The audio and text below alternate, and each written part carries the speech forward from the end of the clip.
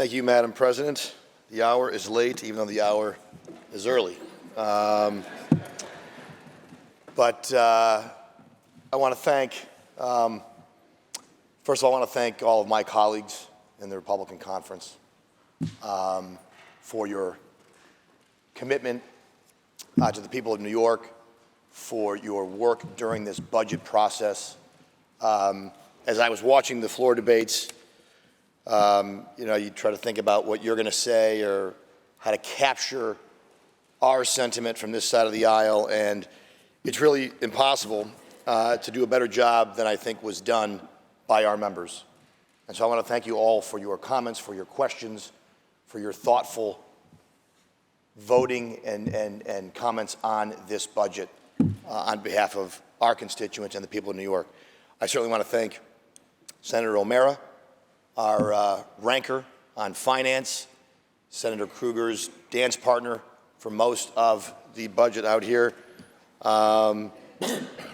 He's pretty nimble on his feet. You wouldn't know it, but he is, as you all can see. But he, like Senator Krueger, he's in every budget hearing, which starts in February, and then obviously hours of debate, but also hours of debate prep, and really trying to have an understanding of a $237, in this case, $1 billion budget, which is not an easy task.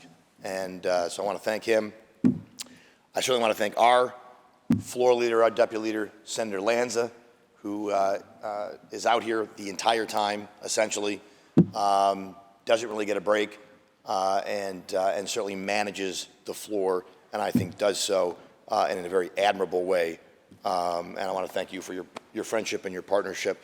I'd be remiss. I want to thank, obviously, members of the majority. I'll thank Senator Krueger, who takes the lion's shares of the questions from our members and answers them, I think, in the most honest way that she can. I know very often, from being on that side of the aisle, you don't always fully know everything that's in this because it's being put together at the last minute. And I always think she's very sort of upfront about that. And so I thank you for your work on this. Certainly want to thank Senator Gianaris, who's out here all the time as well, with Senator Lanza, as I often say, and I do think they manage this whole thing as best as you could expect two people in this situation to do that. So I want to thank my partner, my colleague across the aisle, Senate Majority Leader Senator Andrea Stewart-Cousins, for her work on this process. I know negotiating the budget, I'm certain, is not an easy task, and so I want to thank everyone, all the members, the staff. The staff does an incredible job, and I'm sure she will thank her staff. But to our staff, from counsel's office, our analysts, to our press folks, everyone in between, but certainly the folks who are up at 2 in the morning, who set alarms, almost like they're waking up to take care of a screaming baby every couple hours, but instead the screaming baby is PP and GG, or it's it's Alpha, or whatever it might be, or Legend Judy.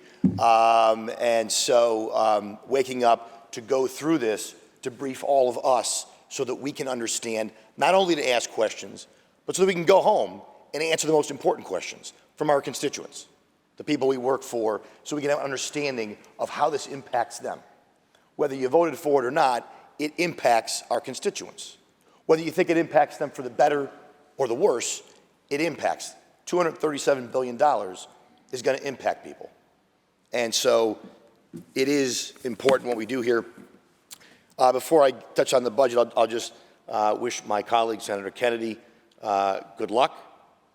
I can promise you, I really can assure you sincerely, that everyone on this side of the aisle did everything we could to make this a memorable experience for you from our vantage point. And you said when you first ran, he said that he was joining what was considered widely the most dysfunctional state government in the country. And should he be successful, he will join the most dysfunctional government, period. So, I wish you luck. I wish you luck. You'd be emotional too if that was the prospect facing you, right? So, but certainly been a pleasure to serve with him, both here in Albany, but also back home in Western New York. And again, do wish him well in the special election. There's not much really to add, again, that my colleagues in my conference has not already talked about. But there were a couple things that I wanted to touch on. I'll be brief because I know we all want to get out of here, and we want to beat the assembly and keep our streak going. So this budget tackled a lot of things, but there were obviously some major issues that sort of both sides of the aisle talked about. We talked about affordability, specifically, I think, in the area of housing, because it is important to everyone. Someone being able to afford housing, to access housing, I always believe and have said is a cornerstone of the American dream. It is when people talk about the American dream, when people come here from other parts of the world, one of the reasons they do so is to get their piece of the American dream, which is still alive, and I think sometimes is more alive outside of the United States of America. But they come here, and that's important. We can't lose sight of that. That is, if the access to housing gets further and further out of reach for people, then that is a danger to the fabric of the United States of America and to any one of the 50 states, including New York. The question is, did we fix it? Did we move the needle? I certainly would say no, because the real issue around why there's not enough housing is there's not enough construction of housing. Yes, there's other areas which my colleagues have brought up, people being in apartments that maybe they shouldn't be in, apartments not coming online that otherwise might be online if owners had the means to fix them up or could charge rents to offset the cost of fixing them up. But one of the other reasons is the cost of new construction in New York City and across New York State. Because somebody said homeowners or home builders and developers love to build homes and develop housing units because that's how they make money. They want to provide a roof over people's heads, not because it's a moral thing, because that's their business. And business owners like to be in business. But we didn't address that root cause of new construction. In fact, outside of New York City, very little was done for the growth in construction of new homes in upstate New York, on Long Island. In the city, as was mentioned by some of my colleagues, the new housing that was put in place, the new tax credits and such, it's going to be years before any of those units could potentially come online. However, at the same time that we're trying to spur development, we put in place essentially what is elements of good cause eviction, or you might even say rent control. We took the ideas of rent control out of New York City and are now expanding those ideas to other parts of the state and certainly growing them in New York City. And underlying this all is just a real philosophical difference. I heard several of my colleagues across the aisle talk about, profit motive, profits over people. We shouldn't be trying to make landlords rich. Let's be clear. No one's trying to make anyone rich. The model is developers build homes, and then those homes are bought or rented by people who need them. That is the model. And the more supply you have to meet the demand, it will lower the cost. But what's interesting is, in this deal, the richest landlords, if you would, the ones that we all demonize, or some of my colleagues demonize, the best part is they were part of this, if we're being very honest. The middle income landlords, the smaller landlords, were not part of this. They were not in the room when this was drawn up. And those are the folks, as usual, who are going to get shafted here. It's the person who doesn't have 1,000 units. They have 30 units. And maybe that's their retirement. Maybe that's how they're going to put their kids through college. Maybe that's how they're going to build generational wealth for them and their families. But we're saying today that's not going to work here in New York. We're saying that you really don't have the full right to build generational wealth, and your property rights, as we have always defined them, are not sacrosanct. They're not inviolable. Because essentially, if somebody gets in a lease or an agreement in an apartment or a unit, that as long as they pay, they'll never be able to be asked to leave. It'll be tenancy for life. And then we also heard many of my colleagues talk about this is the first step. So this isn't even bad enough.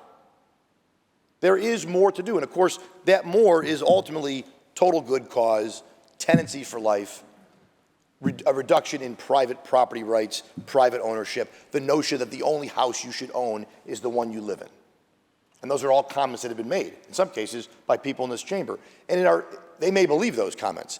I fundamentally, and our conference does not. We cannot.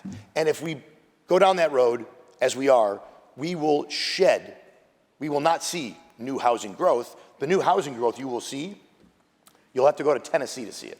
You'll have to go to Florida to see it. You'll have to go to Texas to see it. You'll have to go to North Carolina to see it. That's what's going to happen. And that is what is happening. And I've talked to many developers who have said that this is another reason beyond the cost to not build and provide housing in New York. So while it sounds good to demonize people who own apartment buildings because there's always less of them than there are tenants, the reality is those owners of apartment buildings are the ones who provide apartments and units to people to live in. And we should be spurring the construction and the building of new housing to provide those opportunities for people to access those here in New York, and we're not. This bill does not do that. It does actually quite the opposite. Healthcare, we're basically saying to hospitals, if people don't pay, there's no way to actually get that money. So you provide service, you provide medical treatment, and you don't have to get paid. I don't have to tell anyone in this room, no one likes being in a hospital. Hospitals are like banks, easy to demonize. But you know what? Everyone in this room knows that what most New Yorkers do not, that every hospital in this state is one bad month away from being financially insolvent, from being on the edge. There was a teaching hospital in the governor's proposed budget, or that was put out this year that was going to be closed, which I know after hundreds of millions of dollars invested, it will remain open at least for the time. Because it is getting more and more expensive to keep hospitals open, partly because of global issues, partly because of things that we are doing here. We are helping to collapse the healthcare system in the state of New York in this budget. And what does that mean? That means as hospitals close, now it's not going to be maybe Mount Sinai, but it might be a rural hospital. And as that happens, those constituents, those New Yorkers, have less access to health care, which is bad for health outcomes, and it's another reason for people maybe not to live in those communities. So we're not doing anything on health care, even though it's obviously a huge talking point, and we're spending hundreds of millions of dollars to basically prop up a collapsing system. We did nothing, or I guess we did barely anything on crime. In spite of the Speaker of the Assembly's objections that penalties don't work, just let the retail theft happen, lock everything up. That'll be a better solution and a better message to our small businesses, our brick and mortar businesses. I am thankful that we did something on retail theft, but we all know with 3 dead police officers in the past month, we all know that we have to do a better job on crime. We're failing, and you ask any New Yorker of all political stripes, and they would tell you, we are not doing enough on crime. This state is equally unsafe for more people today than it's ever been. Last, budget's all about priorities. We're spending a lot of money, $237 billion, $8 billion more than we spent last year. $73 billion more since 2019. Now, most people would say, well, I'm getting $8 billion more worth out of my government, right? I'm getting $8 billion more. But like so many things in today's day and age, we're spending more and we're getting less. We're spending more and getting less. This budget is not delivering $8 billion more worth of services. But it is providing $2.4 billion to non-citizens. Now, I heard some of my colleagues talk about unhoused individuals. And I had to sort of just shake my head because we're providing housing to 180,000 people who are non-citizens. They're living in tent cities and in hotels. Someone else might be able to live in those areas, but they're not. We're spending $2.4 billion at the same time we're saving $500 million from the CDPAP program. That program was a lifesaver for New York residents, people who pay taxes, people who pay the bill for the $237 billion. But we're going to set aside $2.4 billion this year. We spent just about $2 billion last year. And I am certain next year we'll be here having the same discussion because we're not doing anything to stem the flow at our level. We're not doing it. In fact, we're encouraging, by sanctuary policies, more people to come here. And I heard someone talk about we're a land of immigrants. And that's obviously, we all know that's a true statement. It's something that's talked about. But there's something that I want to address there because the insinuation is that our American story is we're all immigrants. So if you're against $2.4 billion for those who are here illegally, then therefore you must be against the idea of America. And that is not true. It is un-American to undermine federal immigration law. It is un-American to work against law enforcement and against the laws that have been passed to safeguard and protect our communities, our states, and our country. That, to me, is not in keeping with the spirit of America. There is a way that people should be able to come to this country and take part in the American experiment. 186,000 people living in tent cities, in shelters, risking their lives, coming across the border, getting bussed and airplaned into communities in the middle of the night. That is not what it looks like. It shouldn't be what it looks like. It is what it looks like in 2024. And this is going to contribute to that issue. And again, at a time when we told school districts you're going to accept cuts, when we told the CDPAP program you're kaput, at a time when we took funding out of healthcare, we told DSPs not going to work. We made a lot of tough decisions in this budget, as you always have to do in any budget. I don't care if you spend $1 trillion. Somewhere there's a hard decision. But $2.4 billion goes a long way. And I just wonder what that could have done in other parts of the budget for legal New Yorkers who pay this bill.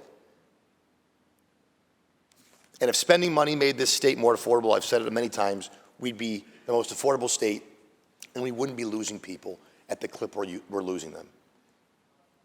The more we spend, the more people seem to leave. The more we try to use government to provide everything for people, the more they escape our grasp and go to other states where there's more freedom, where they keep more of their money, where they have better opportunities. And until we understand that dynamic, however noble our intentions may be, we can spend as much money as we want to. And the issues that are affecting New Yorkers and the decline that is happening in this state will not be addressed. So, Madam President, I thank you for your indulgence. Again, I thank all of the members for their participation in this process. I, along with my conference, am proud to have voted no on this budget, but I thank you for the time, and I hope everyone has a great 2-week recess. Thank you. Thank you, Senator.